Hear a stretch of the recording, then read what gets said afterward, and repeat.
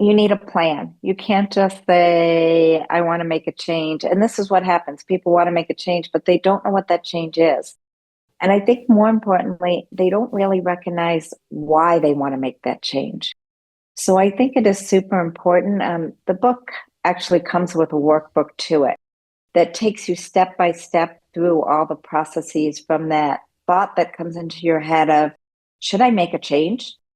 And that change might be a career advancement. It might be leaving medicine. It might be going to a totally different focus in medicine.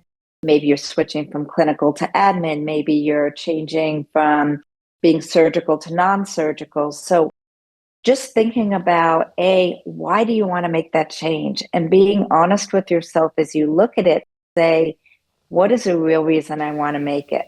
Am I making that change because, hey, you climbed the ladder and it sounds really cool to be a CMO, but am I going to be happy as a CMO and doing those jobs? Thinking about that next leadership leap, Dr. Pam Sullivan wrote the playbook.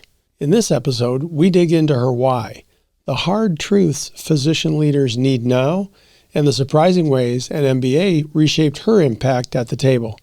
Here's the career prescription. Welcome to PEMBA On Demand, Physician Leaders Making a Difference. I'm Chapin, your host. PEMBA On Demand is produced for physicians seeking professional development. We discuss a wide range of topics on the podcast, including successful innovations in a variety of healthcare disciplines, current issues in healthcare career development, and healthcare leadership. I will be interviewing physician leaders from the U.S. and from other countries, most of whom graduated from the Physician Executive MBA program at the University of Tennessee. The information provided in this podcast is for general informational purposes only and does not constitute professional advice. The views and opinions expressed by the host and guests are their own and do not necessarily reflect the views of the University of Tennessee or any other organization. By listening to this podcast, you acknowledge and agree to these terms. Whether you're sipping your morning coffee, commuting to the hospital, or just looking for a dose of inspiration, we've got you covered. We hope you will take full advantage of these practical, insightful, and relevant discussions designed to help physician leaders get new and build upon existing leadership skills and perspectives. PEMBA On Demand will allow you to be an even bigger force for good in healthcare. Well, Pam, welcome to PEMBA On Demand. It's great to have you join me tonight. Thank you so much for having me. It's a pleasure. Well, it's a pleasure having you on. Been looking forward to this for a long time. Thank you. So I want to talk to you a little bit about many different things tonight, but the first thing I want to kind of talk about is the book that you just recently wrote. You wrote a book called Career Prescription Guide, a Physician's Guide for Career Transformation or Advancement. And I just wonder if you can tell us a little bit about what was the driving force behind you writing the book and why did you choose to write that now at this point in your career? Thank you. I had never ever thought of myself as an author or someone that would write a book. It's just not one of my skill sets when you look at your strengths and weaknesses.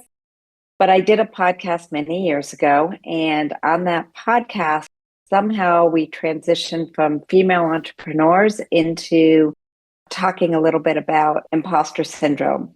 And after that, the individual that ran that podcast was very, very surprised to hear that I had ever had any degree of imposter syndrome or suffered from imposter syndrome. And he was shocked. So he asked if I would write a book on it. He said, you've got to tell your story. There's so many people out there. I need you to do this for us. So I thought about it. And I said, yeah, writing a book would be cool. And for about a year, I kept thinking about it. And I finally said, either you're going to do this or you're not going to do it. And you just have to put pen to paper or fingers to keyboard in these days and just start. So I started writing a little bit about my story, and somewhere along the line, the book of imposter syndrome more so turned out to be about how you go from and how you make decisions with your career. And I recognized that I made decisions, but I didn't always think of them objectively. I didn't go through a process when I did it.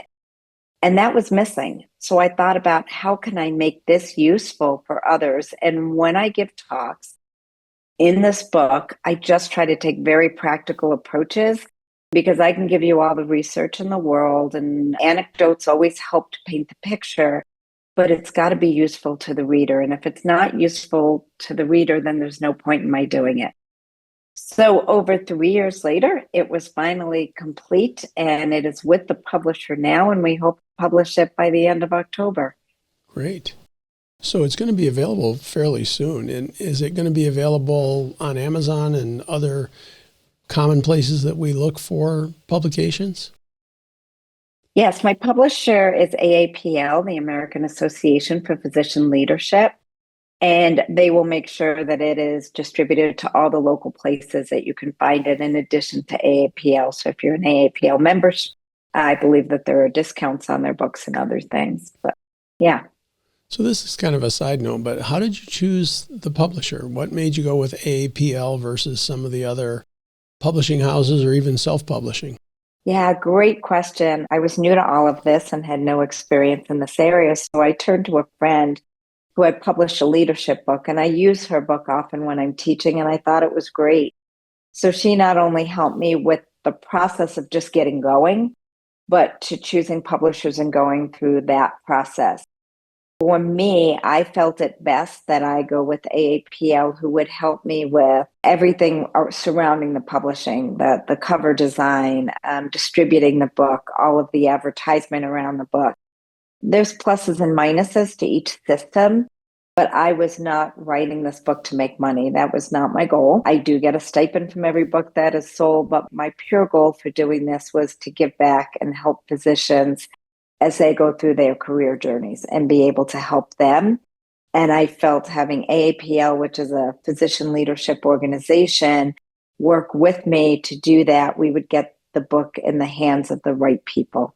What was the gap that you saw in other physician leadership books that you wanted to close by writing your story and writing this career transformation guide? Yeah, I don't think a lot of books talk about how to lead people. They don't talk about leading yourself, so to speak, through this journey. They might talk about self-development and how you can be a better leader, but they don't talk about the steps you yourself can take through your career journey and how to make those decisions, and if they're the right decisions, so that you end up where you want to be. And there was nothing out there like that. And when we were getting ready and I'm putting together a lot of everything that we're going to do to promote the book, I really couldn't find any books that had any similar information in it. We hadn't really talked about this. You mentioned that you'd been teaching physician leadership courses. When did you start teaching the courses? How long was it between the time that you started teaching and then put everything into print and wrote the book? Yeah, the book came much later. So I started just in leadership. We're always being preceptors and mentors and so forth and so on. So, during my MBA is when I really got a lot more involved with this. And through the associations that I belong to the American College of Physicians. And I started giving some leadership talks through there to our young leaders and even our more advanced leaders. It just depends on the topic and if I had the skill sets for that topic.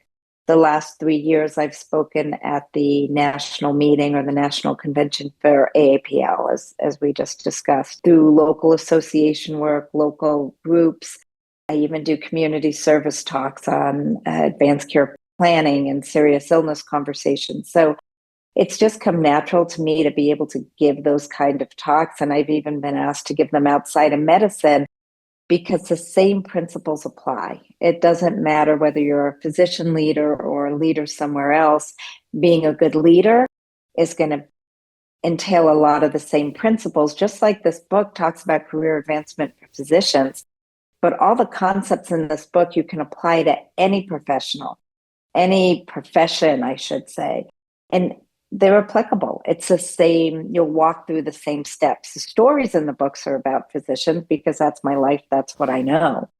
But this is something I've been doing for a long time. And again, it's been great. I've spoken at universities. I've spoken not just at PEMBA and to our classes, but I've been, some other universities have called me in to give leadership talk. Are there other industries, you mentioned other industries besides healthcare, What are some of the industries that have been interested in taking your leadership training courses? Yeah, great question. I was in Boston speaking at a meeting, and I happened to have met some people there that I don't even remember what their industry was. Oh, it was construction, commercial Oh, construction. really? And it was, yeah.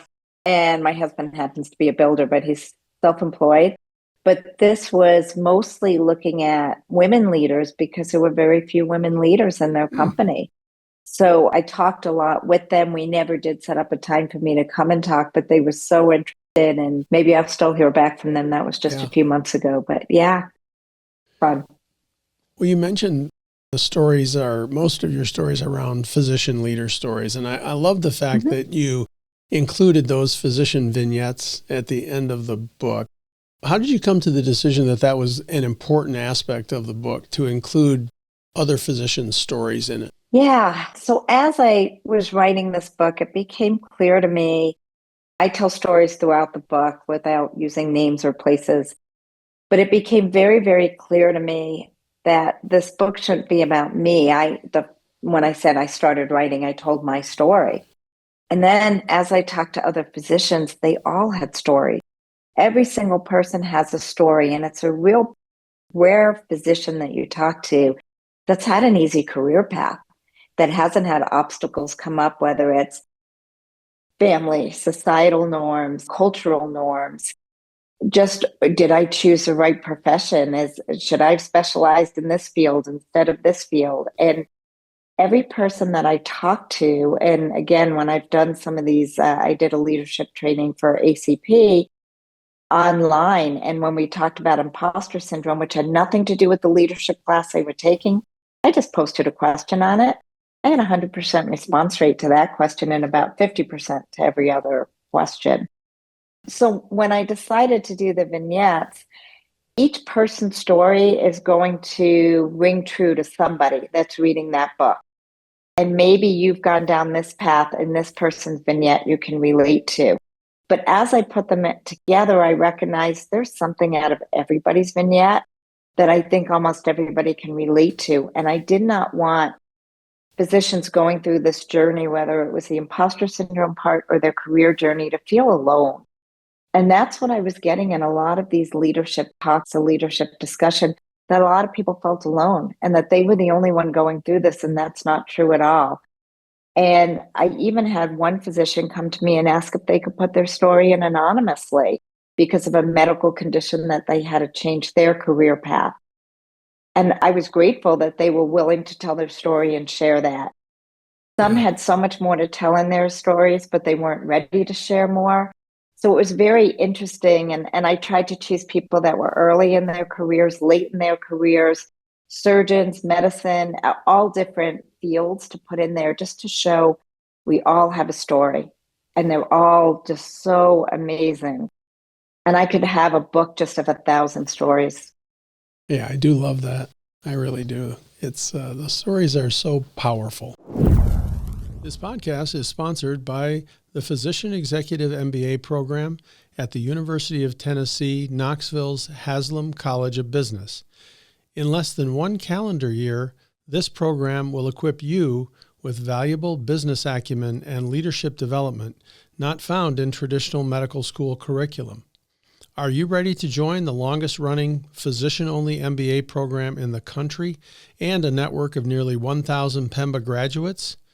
Visit tiny.utk.edu/POD podcast for information about this exciting opportunity. And now we'll return to the episode. One of the questions I had when I was reading through the book and reviewing it is, let's say I am a physician who is really looking to make a pivot in my career.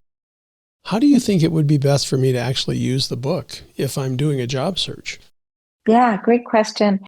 I think you need a plan. You can't just say, I want to make a change. And this is what happens. People want to make a change, but they don't know what that change is.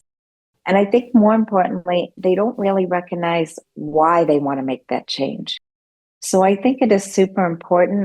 The book actually comes with a workbook to it that takes you step by step through all the processes from that thought that comes into your head of, should I make a change? And that change might be a career advancement. It might be leaving medicine. It might be going to a totally different focus in medicine. Maybe you're switching from clinical to admin. Maybe you're changing from being surgical to non-surgical. So just thinking about why do you want to make that change? And being honest with yourself as you look at it, say, what is the real reason I want to make it? Am I making that change because, hey, you climbed the ladder and it sounds really cool to be a CMO, but am I going to be happy as a CMO and doing those jobs? So there's kind of a term I think that you use to talk about a person who moves into a position and then they find when they get there it's not what they thought. And I'd never heard that term before, but maybe talk to us a little bit about that. Yeah, so arrival fallacy is when you think you are going to be in this new job or this new place, and it's going to bring you all the joy and happiness and everything that you thought where the grass was greener on the other side.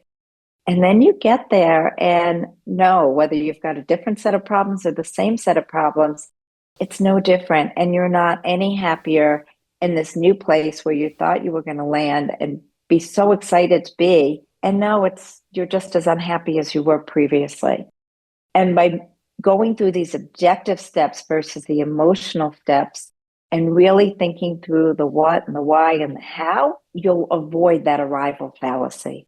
So how do we spot that in ourselves? How do I know if I'm making a decision based on emotion versus really having done a great job of objectifying my decision?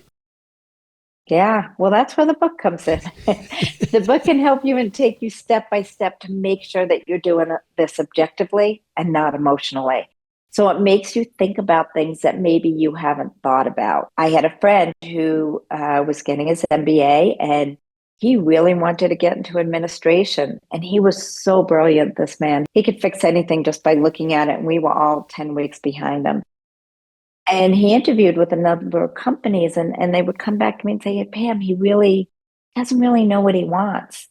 And when we stopped and really explored it, he wasn't ready to give up surgery yet. So had he taken one of those jobs, he would have had that arrival fallacy because it wasn't going to give him what he still needed. And again, being objective, being honest, taking your time. Too many times we're tapped on the shoulder if you're lucky and, hey, Pam, we need, so-and-so's going to be leaving in a month or two and we need a new medical director. And maybe you've just been there the longest for some companies. Maybe, you're great at your job, but just because you're great at your job doesn't mean you're going to be a great medical director. So we too often just say yes, and we never stop to think about what does that mean? And what am I going to need to do now? And, when I first made that transition, I was still clinical, but then I was admin. And on my clinical days, I'd be like, oh my God, I just need a break. I just want to be in my office doing, some of that admin work. And 2 minutes behind the desk doing the admin work, it's like, get me on the floor. I need to be taking care of patients. So we really need to think through, is this right for me? Does this align with my values? Is this what I want? Not what anybody else wants from me. Is this what I want? And we need to be selfish when we make those decisions. So culture is another big issue that we face when we move in an organization or we move into another organization. Is having a bad fit from a cultural standpoint another cause of this arrival fallacy? Absolutely. Absolutely. You think the culture is going to be better where you're going, and it's not. So we talk about what are your values? How do you like to work best? If you're someone that's independent and likes to be in control of things, great qualities to have. There's no bad qualities. You just need to learn how to use them to your advantage. So if you're put into a big company that has a lot of, red tape may not be the right word, but a lot of processes, a lot of hoops to jump through, you're not going to be happy there. But if you open up your own private practice and you can grow it and bring in other people and decide how it's run and what you can do, you might be so thrilled because that matches your personality and who you are. So we need to look at that. Some people like indecisiveness of companies. They like working without a job description. Other people need to have it spelled out exactly what are the expectations of me so I meet your expectations.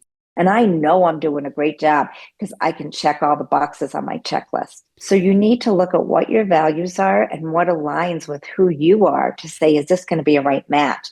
And then in your interview process, you have to make sure that that matches up. And in my recent interviews, I can just tell by the communication, the emails back to me, the way people talk to me, our interactions, whether this is somebody I want to go out to dinner with and just hang out with them. My husband and I would have a great time with them and we'd be best friends if they live next door, or someone that's like, okay, I'll deal with them at work and that's it.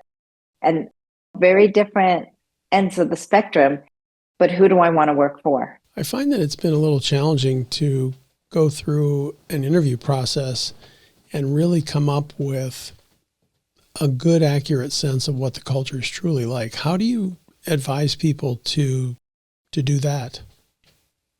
Yeah, there's a lot of different ways. I mean, if you read things on Glassdoor, people that put things on there are going to be one of two people. Either the company had a campaign and asked everybody to post great things about them, or contrary, they might be all the people that are upset and have left the company. So I think there's a number of things that you can do in addition to just getting that feel. What does your gut tell you when you're doing this? Ask whoever you're going to report to, ask them about their leadership style. Talk to other people that would be your peers. So if you're applying for a hospitalist position, talk to 2 or 3 other hospitalists there, see what they think. But I think another great question is asking about turnover rates. If they are way above turnover rates, I ask them why. And it may be because we have a horrible EMR that frustrates everybody and we're getting a new EMR and we're putting in this whole system.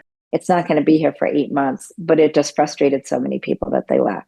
But it might be because that culture is so bad that they just cannot hold on to anyone. And get their answers to that and see where it lands. And you're going to need to make some judgment calls. When you're talking to a physician leader who's gotten into a position where they suddenly realize, oh, I guess I was after the title, not really the role. They have this arrival fallacy. The culture doesn't seem like a good fit to them. Mm-hmm. What's your coaching approach or your mentoring approach for that physician to help them get into a position where they really feel like it's a good fit for them? So there's 2 sayings. One is fail early, fail fast. So if I make a hire and they're not the right fit, it is best for the culture of my team, the company, our goals, for us to have a conversation, a critical conversation, which is one of the leadership talks I give, but to have that discussion with that individual and say, hey, what are you thinking? How is this working out for you? Are you happy here? I just had this with someone with one of the companies I'm consulting with. And it's not that they are a bad person. And I make that very clear that they could be a great clinician, a great person. This just isn't the right fit for them or for us. So it's not a win-win. I always say a win-win-win. Win for the company, a win for the employee, and then a win for the patients. So if you're in that situation, I think it behooves you to have a conversation, whether you have it. If you are that person, you might institute that conversation with whoever you're reporting to and just try to figure out, hey, I thought this would be great, but it's not. And there may be ways to work together where either there are some companies that might think you're so great and right for the roles. They're willing to give you coaches and pay for coaching. They're willing to provide you with mentorship. Maybe we change some things. Maybe we take this off your plate and we give it this accountability to somebody else. That happened to me in one of my jobs where I just felt I couldn't do everything good as I was learning all these new things. So we kept something with somebody else for 3 months and then it came under me. So there are many different ways that you can approach this. And the other thing that I would caution you to is just look at your situation. If you have money put away, you have time to look for another job, and it's so bad, again, you have that open, honest conversation. And I think people will appreciate if you come up with an acceptable resignation date so you're not leaving your company in a lurch, but likewise you're leaving and pursuing your dreams, or you wait until you get that new contract and you tell your new employer, I need to leave this job gracefully. It's a small world, healthcare, and everybody knows everybody. You do not want to close any doors behind you. And the door that you may be closing behind you, that person might be someone that's hiring down the line and you want that job. So you always want to leave on great terms. All right, thank you for that. I'm giving you long-winded answers here. No, that's fine. So you've mentioned your consulting business. I know you're the founder of National Healthcare Solutions. How long ago did you found that company? Well, that's also a trick question with how long I've been doing it and how long I founded it. I founded it just under a year ago. What happened was when I stepped away from my last job, I was trying to decide what I wanted to do, and I was interviewing for companies. And in the meantime, a lot of people that I had worked with in my last role had reached out to me and asked me to help their companies. So I started doing consulting work for them, and one job led to another. And that's when I finally decided I need to form the PLLC for a number of reasons, and not only to protect myself, which was a big one, but it also becomes more professional. And I started doing more and more jobs through it. So that's how that company got founded. And still a single person team here, but mighty powerful one. What are your goals for the company over the next 5 years? Great question. I am actually applying for full-time jobs, which is kind of funny because when I started writing that book, I was not in that position at all. But I've learned from consulting a lot of things, and everything that we do, we learn from. Every day I'm learning something new. So from consulting, I really gained a lot of confidence recognizing, hey, I can solve almost any problem for any company. And I've done it, and I've proven that I can do it.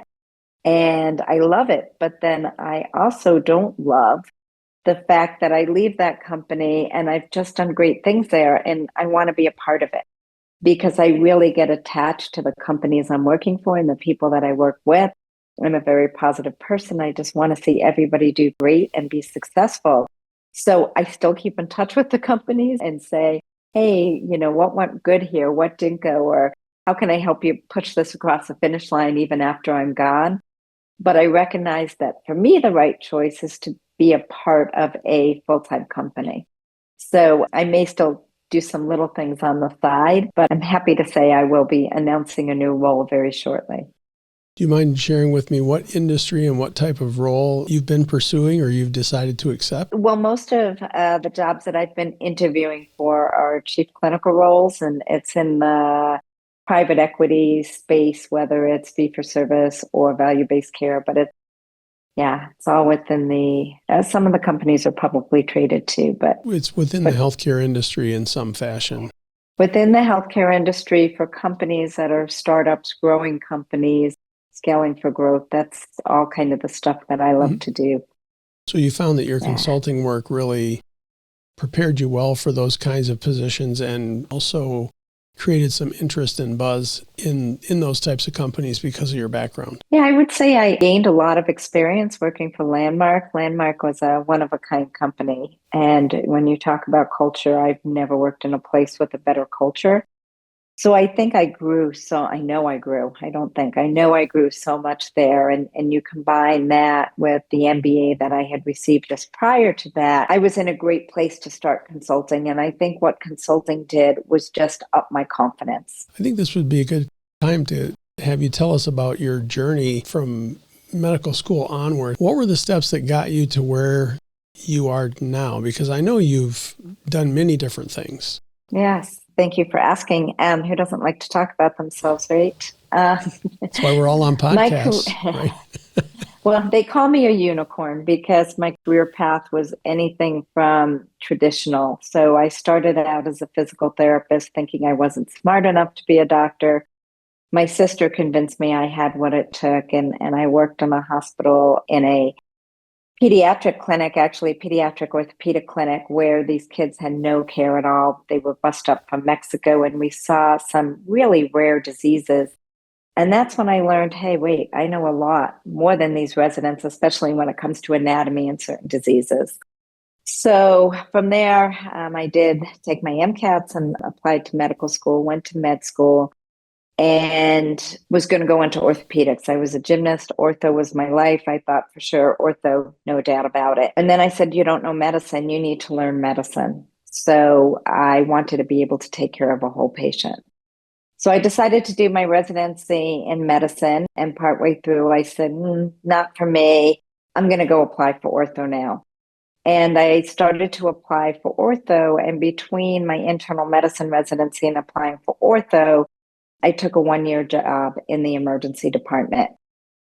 Meanwhile, in ortho, I had to do things which are illegal at this point in time, but at the time they weren't. In a suit, I was asked to bench press at some interviews. I had to take additional mechanical spatial exams that the men didn't have to take that I was applying with. And I only ranked my top programs. And when I would get a phone call after match day saying, "Why didn't you rank us? We wanted a skirt in the program." So these were all things that just kind of rolled off my back at the time because that was the world I lived in. And I didn't know any different or any better. So I was working in the emergency room. I got married, decided to stay in the emergency room. That was another one. I had to take my engagement ring off during interviews for ortho. But I took this 1-year position and I stayed in emergency medicine almost 20 years and just loved it. I loved the organized chaos. And it wasn't until much later that I learned that this is my personality and what matches my personality. So did that. It was always very difficult because I wasn't emergency medicine trained. So trying to advance my career and advance in leadership roles was laughed at. I'm a 4'11" female. And I was often laughed at. I will tell you that there were a number of times that I asked for mentorship and I was patted on my backside or patted on my head and told it was really cute that I would even ask that. And I had to go to the chief nursing officer and learn that she went through a lot of what I went through. And I looked at her as the most competent person in the world. So it was years of just kind of going through that, but I never really took it personal or anything else because again, that was life where I lived. And I don't think anybody ever meant it derogatory or nasty. It was just the culture. But I was resilient and I got myself on the hospital board and I served on that board. We had 1,200 physicians in this hospital system, went through mergers and acquisitions, learned along the way. And it was later that we had a CEO that came in. And again, we're talking 15 plus years down the road. And he decided anybody that had longevity at this hospital, it was time to have them leave. And him and I had a lot of talks and I had to learn from him, how do you do this? And he actually mentored me through kind of thinking about the business side and separating the business from the people, which can be very hard to do, very, very hard to do. And I cried myself to sleep when I recognized I was on that list of people to go. And I went back to him years later and he was CEO of another hospital and shook his hand. And I thanked him because I would not be where I am in my career today if he had not done that. And he was so grateful because nobody had ever come back to him to thank him for that move. Fast forward, I did a lot of things. Somebody gave me the opportunity. Dr. Greg Daniels gave me the opportunity to be a medical director in an urgent care center. And this was the first time I was allowed to be a medical director because I was always told no. And did phenomenal in that role. Myself and my dyad partner, we reached our 2-year metrics after about 3 months. We won a trip to the Urgent Care Association national meeting. From there, I was asked to be on the board and I ran for the board and eventually became the first and only president of the Urgent Care Association board. So again, I learned a lot there. I was around a lot of business people. Throughout all of this, Dr. Daniel's company, Exigence Group, was being purchased by Team Health, and we had to stabilize some contracts. I was asked to be the medical director of an ED, and after all these years, I'm like, you want me? No, I'm not ED trained. And they said, we don't care. We want the best leader, not the best trained emergency med physician. Never been sued once in the emergency room. I've had a great career there, but again, it's a confidence thing. And that's when I learned you don't have to be the best at X to be the best leader. So I had opportunities given to me and I recognized I needed to get my MBA if I wanted to continue in that leadership career. So I went and received my MBA. And after that, I had to decide what I wanted to do. And I had 2 options on my plate. One was going to Landmark as a medical director in an early company, which could be high risk, and really trying to figure out what that job was, to being CEO of a pretty large urgent care group that wanted to expand nationally. I made the choice before the CEO company made their choice, but I made the choice to go with Landmark because it spoke to me. It aligned with my values. And I just thought the culture of the company was phenomenal, but I expected to get there and that wouldn't be the culture. And I'm so happy I was proven wrong. But it was there under the leadership of Dr. Michael Lay and our CEOs, who were also great, that again taught me so much about business and advancing what I did. And I ran a team and I had my own budget without a dyad partnership, and they trusted me. And it was just wonderful. It was a great experience. So that's been my career path until I left there and went into the consulting world. And how long were you with Landmark? About, I want to say 7-8 years. Oh, okay. Yeah.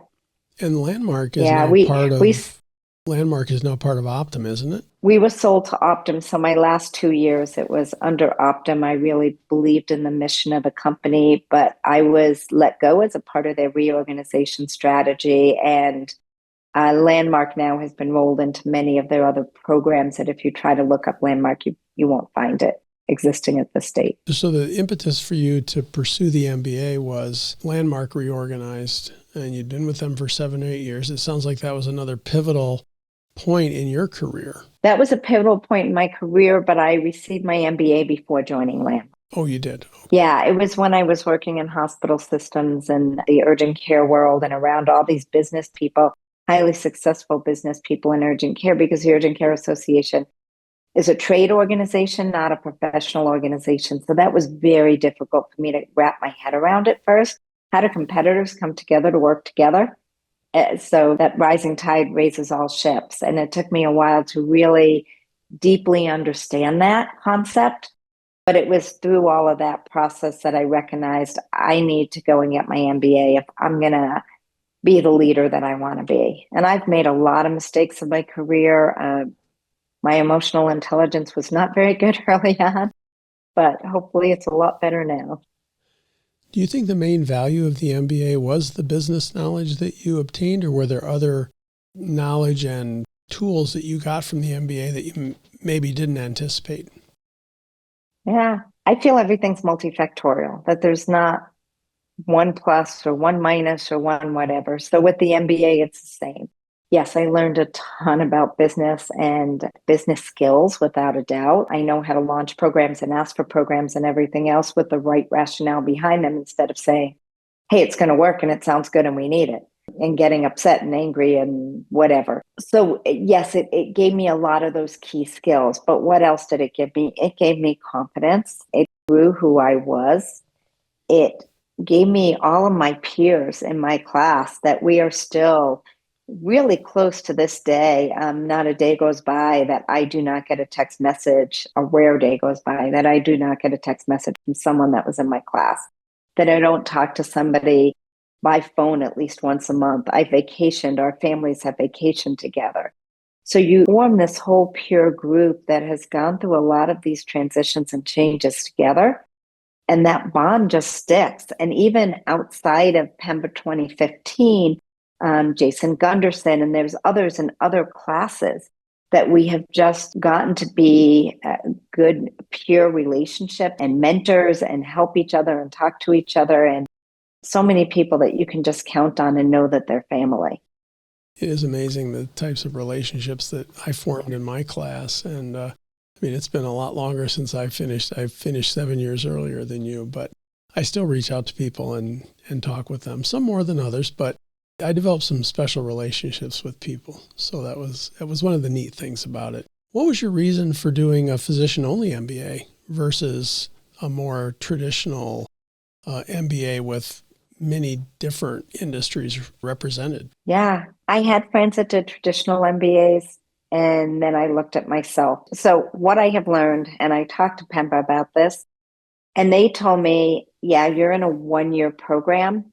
You get the same material as a 2-year program.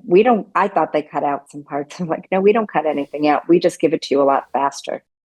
So I learned if I had to do this for 2 years, I don't think I would have been able to complete it. So I wanted that 1-year program. I wanted to go full in 100% in fast and be done within a year. And that was a program that worked for me. Secondary gains to it, being in a class of like-minded individuals, was phenomenal. Again, I have some great friends that are physicians that are so accomplished, and they did traditional track. but they traveled international to look at supply chains for metals or this or that. And it's great to understand that. But for me, I would rather use healthcare cases of successes and failures to be able to relate better to experiences that I'm going to have in my career. So I just felt for me personally, that was the right choice. And then there were some other options.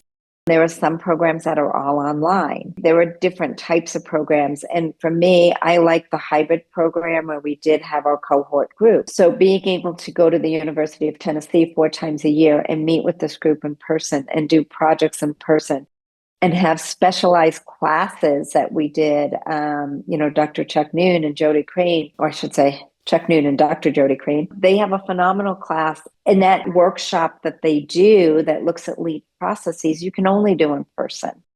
So I just felt it was the right mix of in-person, cohort group online, where again, my cohort was people that needed to take time to work through things, where my best friend was in a cohort that they met for 5 minutes and they were done. So you got to be with people in your learning styles. And it fit for me. It was perfect for me. And then to have someone like Tom Brown, who is coordinator of the program, that just makes sure that every distraction that he can possibly take away so that you can just focus on your MBA, your career, your family is taken away. And it was great. Yeah, that's great. I just saw Tom last week when I was out in Yes. Anaheim.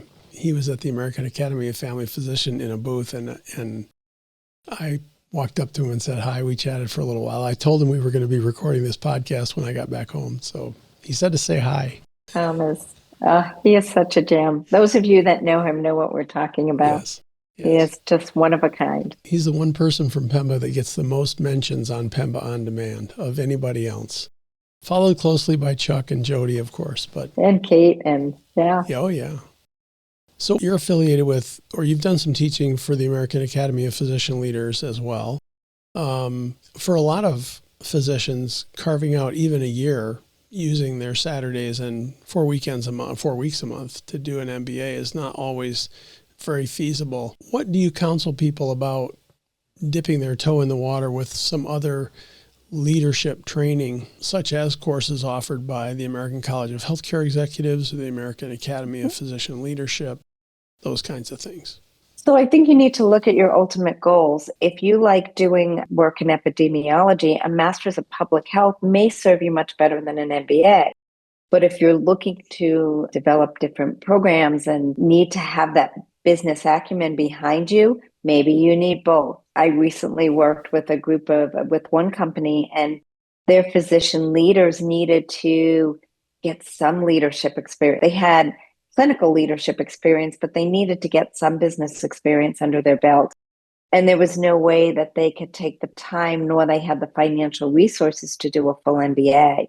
So the Certified Physician Executive by AAPL was great. You mentioned the fallacy degree, Fellow of the American College of Healthcare Executives. That's another option, and that's really good for academic settings.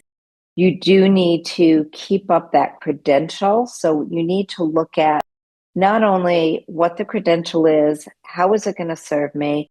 What is the cost? What is the time commitment? What do I need to do to keep up that credential year after year after year, and decide which is going to be the best to help you get to your goal, understanding that no matter what you do, it's always going to serve you. My physical therapy degree helped me as an emergency room physician, helped me working with the geriatric population or the chronically ill population at Landmark. So whatever I do, that has followed me. Well, we've about wrapped up our time. I just wanted to circle back. Yeah. You mentioned that you've been doing quite a bit of speaking and teaching. How did you get interested in that, and how did you find speaking opportunities when you were first starting? Great question. Some people hate public speaking, and you're already kind of cowering or like, no, why would anybody want to do that? For some reason, public speaking has come easy to me. And through my MBA, we had classes. When I was president of the Urgent Care Association, we did media training. So at Landmark, we had some training on public speaking. So I've had training along the way, but when I first started public speaking, it was basically raising my hand. So I'm a firm believer in giving back to the associations that have supported me throughout my career. As an emergency room physician, I was still very heavily involved with the American College of Physicians, and I still am to this day. When I was with that group, we would have local meetings. And it was like, hey, I can talk on this, or if you want, I can step in here. They have poster judgings at the local meetings and national meetings. So over time, I started doing more and more. And then they started coming to me instead of my going to them. We had a lead program, a lead IM. They came to me, and likewise, my local chapter has come to me. And we have a public speaking circuit just within our chapter, our state chapter as well, so that they can go in there and say, hey, we need to talk on this or no talk on that. There are some associations like AAPL, they put out a call for speakers every year. And you have to look and say, hey, what are they looking for this year? And do I have expertise in what they're looking for? And if you do, submit a proposal and you will speak for them, or you can get some experience speaking at meetings such as that. But they do vet their speakers very carefully. They make sure that they look at your reviews from the prior year, and they look at the attendance, the feedback, the surveys. They just don't put anybody in there to talk. It's a high quality program. And if you get the same speaker, it's going to be different topics year after year, but not the same topics. Well, thank you for sharing that with us.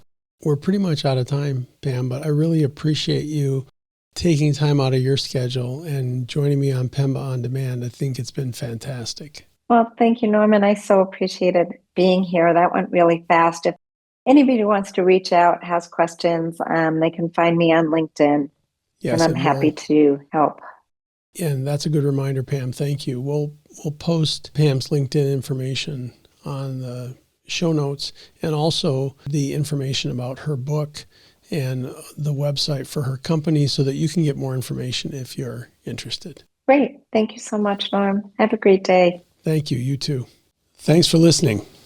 Big thanks to Dr. Pam Sullivan for sharing insights from The Career Prescription, why she wrote it, the must-know lessons for physician leaders, and how an MBA can change the way you lead.